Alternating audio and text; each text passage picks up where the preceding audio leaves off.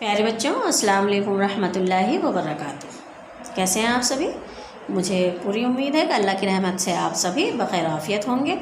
आज की हमारी ऑनलाइन क्लास में आपका वेलकम है और आज हमारी इस्लामियात की ऑनलाइन क्लास है। इस्लामियात में हम मीक़ात अव्वल बा यानी मीक़ात अव्वल अलिफ़ और मीक़ात अव्वल बा, ये दोनों ही आपके सिलेबस में दिए हुए हैं, आपने देखा होगा इस्लामियात की बुक में। तो हमारा मीक़ात अव्वल बा शुरू हो चुका है। इसके हमने क्वेश्चन नंबर 1, 2 और 3 कर लिए हैं। आज इंशाअल्लाह आगे के क्वेश्चन देखेंगे। चलिए देखते हैं। देखिए, हम क्वेश्चन नंबर 1 गाज़ी किसे कहते हैं ये कर चुके हैं, अच्छी तरह से मैंने आपको समझाया भी था। नंबर 2 तौहीद किसे कहते हैं ये मैंने आपको समझाया था। और नंबर 3 मुर्तद किसे कहते हैं, यहाँ तक हम इसको कंप्लीट कर चुके हैं। तो आज हमारा जो नेक्स्ट क्वेश्चन है वो होगा रिसालत पर ईमान लाने का क्या मतलब है। सबसे पहले तो आप इसका जवाब देख लें। पहले, जितने भी नबियों और रसूलों ने इस दुनिया में आकर खुदा का पैगाम बंदों तक पहुंचाया वो सभी बरहक हैं, इसका दिल से यकीन करना। सबसे पहले तो आप रिसालत को समझें कि रिसालत क्या है। यानी हमारे लिए अल्लाह ताला ने जब से ये दुनिया बनी है हमारी राह यानी हमारे सीधे रास्ते पर हमको चलाने के लिए वक्त वक्त पर नबियों को भेजा है इस दुनिया में, ताकि हम अपने सीधे रास्ते से भटक ना जाएं। और अगर हम भटकने लगते हैं तो फ़ौरन अल्लाह ताला क्या करता है, फ़ौरन एक नबी को दुनिया में भेज देता है ताकि हम वापस अपने सीधे रास्ते पर आ जाएं।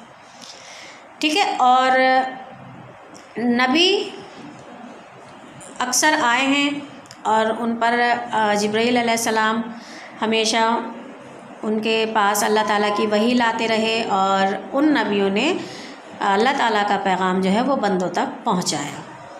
इसके अलावा रसूल भी आए, यानी रसूल और नबी हैं तो दोनों नबी ही, लेकिन थोड़ा सा रसूल में ज़रा सा इतना फ़र्क है कि रसूल हम उन्हें कहते हैं कि जिनके ऊपर किताबें नाजिल हुई।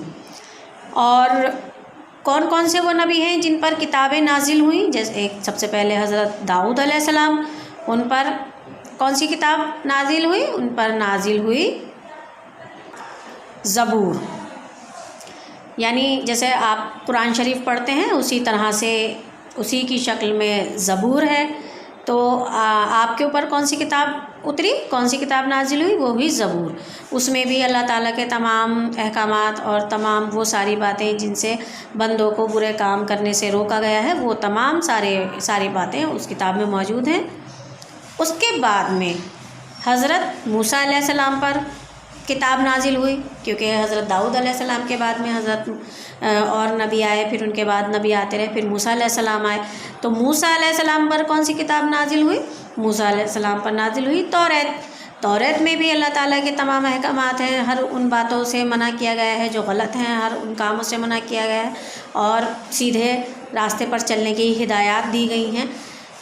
उसके बाद में हज़रत ईसा अलैहिस्सलाम पर इंजील नाजिल हुई, जिसे आप बाइबल कहते हैं।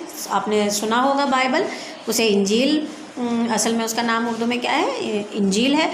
तो वो ईसा अलैहिस्सलाम पर नाजिल हुई। और उसके बाद में जब हमारे नबी पाक सल्लल्लाहु अलैहि वसल्लम दुनिया में तशरीफ़ लाए और आप पर जब वही आती रही और आपने 40 साल की उम्र में नबूवत का ऐलान कर दिया कि मैं नबी बनाकर भेजा गया हूँ और अल्लाह ताला ने मुझे आपके ऊपर नबी बनाकर भेजा है, और हर बुरे काम से आप सल्लल्लाहु अलैहि वसल्लम ने रोका, हर वो रास्ता बताया जो हमारे लिए हिदायत का रास्ता है, अल्लाह ताला के राह पर चलने का रास्ता है, हर वो रास्ता बताया। उसके जब कुरान शरीफ हमारे नबी पर नाजिल हो गया, यानी एक एक करके आयत यानी सूरतें नाजिल होती गई, तो वो कलाम पाक की शक्ल में बन गया, इख्तियार कर ली कलाम पाक की शक्ल। और जो पिछली सारी किताबें थीं यानी कि ज़बूर, तौरात, इंजील, वो मनसूख कर दी गई। यानी कि उन पर ये ऐसा नहीं है कि उनमें जो भी कलाम है वो गलत है, बल्कि अब हमें किस कलाम पर जो है अपना वो करना, हिदायत हमें पानी है, किस कलाम से पानी है, वो है कलाम पाक यानी कुरान शरीफ। ये हमारे नबी पाक सल्लल्लाहु अलैहि वसल्लम पर नाजिल हुई है और अब क़यामत तक हम इसी किताब पर जो है इसी किताब से फैज़ हासिल करते रहेंगे और इसी किताब में जो احکامات دیے گئے ہیں ان کو ہمیں فالو کرنا ہے، جو ہدایات دی گئی ہیں، اور جن کاموں سے ہمیں روکا گیا ہے ان سے ہمیں رک جانا ہے۔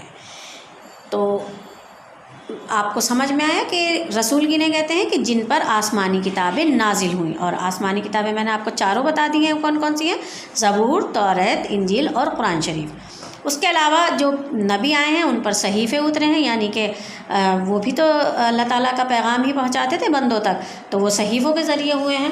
لیکن کتابیں جو ہیں آسمانی کتابیں وہ انہی 4 پیغمبروں پر نازل ہوئی ہیں، اور ان جن پر کتابیں نازل ہوئی ہیں انہیں رسول کہتے ہیں، اور رسول سے ہی بنا ہے رسالت۔ تو یہاں ہم سے کہا گیا ہے کہ رسالت پر ایمان لانے کا کیا مطلب ہے کہ جتنے بھی نبیوں نے یا اور رسولوں نے، نبیوں اور رسولوں نے، یعنی نبیوں پر میں نے آپ کو بتایا کہ صحیفے اترے ہیں، ان پر ہمیں یقین کرنا، رسولوں نے یعنی کہ جن پر کتابیں نازل ہوئی ہیں ان رسولوں پر بھی، یعنی نبیوں پر بھی، رسولوں پر بھی، اس دنیا میں آ کر خدا کا پیغام بندوں تک پہنچایا، یعنی دنیا میں آئے اور اللہ تعالیٰ کا پیغام بندوں تک پہنچایا، اچھے کاموں کے لیے اکسایا، برے کاموں سے منع کیا، وہ سبھی برحق ہیں۔ برحق یعنی کہ سچ ہیں، سچے ہیں بالکل، اس میں کہیں کوئی ملاوٹ نہیں ہے، کہیں کوئی جھول نہیں ہے۔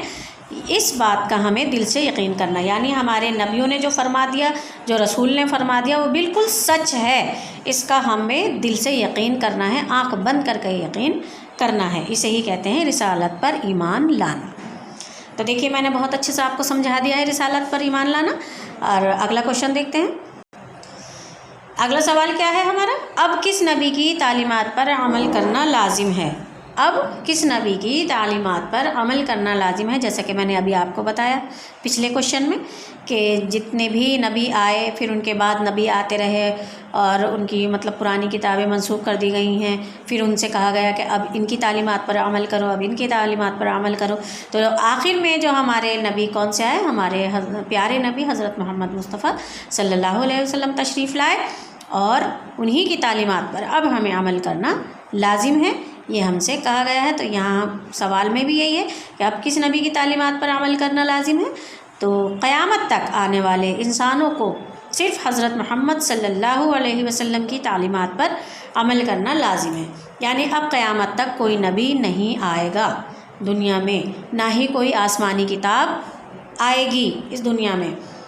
جو آسمانی کتاب ہمیں دی گئی ہے، ہم تک پہنچائی گئی ہے، وہ ہے قرآن شریف۔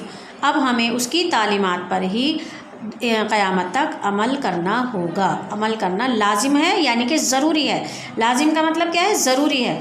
جو کلام پاک میں ہم سے کہا گیا ہے وہ کرنا ہے، جس سے ہمیں روکا گیا ہے اس سے ہمیں رک جانا ہے، تبھی ہم سیدھے راہ پر چل پائیں گے، راہ راست پر چل پائیں گے۔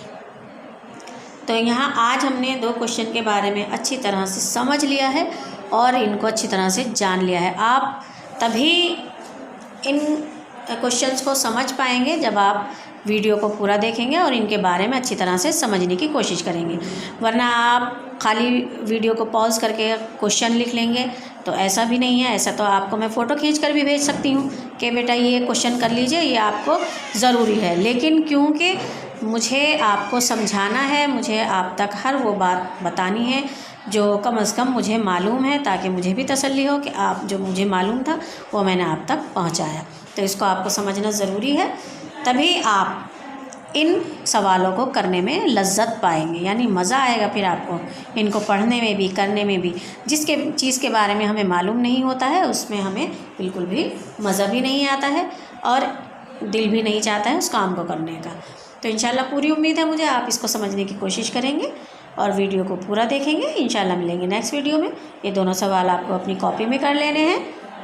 السلام علیکم، اللہ حافظ۔